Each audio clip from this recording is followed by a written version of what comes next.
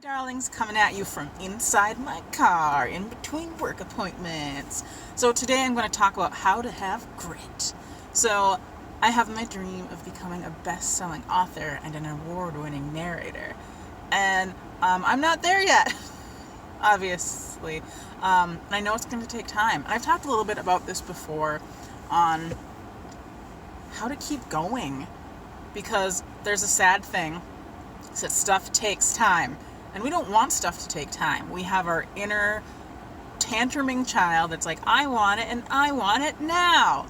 And we have all these things in our society that make us feel like we should get stuff done fast. So you see the weight loss things when it's like, I lost 20 pounds in 1 month. Or I made $100,000 in 1 month selling my book by like self-publishing on blah, blah, blah. You know, things like that where we're like looking at that stuff and we're like, I lost like 2 pounds this month, or I gained a pound, or I made $5 this month. You know, that stuff happens, and we feel like maybe we're not getting where we need to be, and so we should just give up.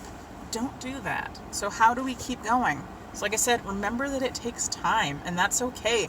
And building that solid foundation is a good thing. Like, it might be awesome if you lost like 20 pounds in a month or made $100,000 in a few weeks with your book, but it also might be kind of chaotic and kind of crazy, and you could maybe burn out or bad things could happen. But if you have a solid foundation and you're just working slow and steady like the tortoise in the hare, that's a good thing.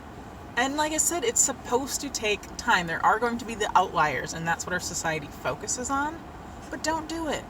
Focus on the tortoise. Be the tortoise. It's a good thing. Number 2, it helps if you're doing something that you love.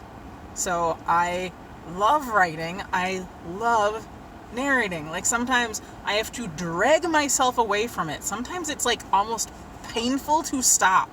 So I usually do it in the morning, and then I go do my regular job, and I don't want to a lot of the time. Sometimes I'm like burnt out, and I'm like, I'm really excited to not think for a bit, but most of the time I'm like, I just want to do this like all day long.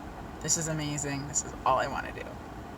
So having something you love, that you would do even if you never made money at it, I would like to make money with what I do, because then I can do it more often, unless I'm just spontaneously like wealthy.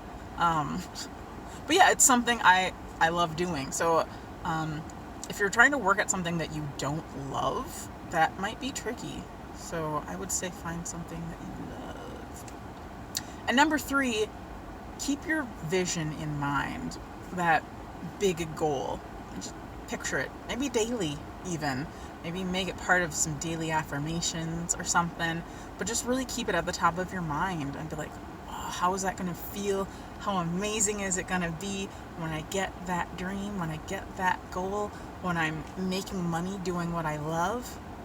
Just keep that in there. Just pop it in there and be stubborn.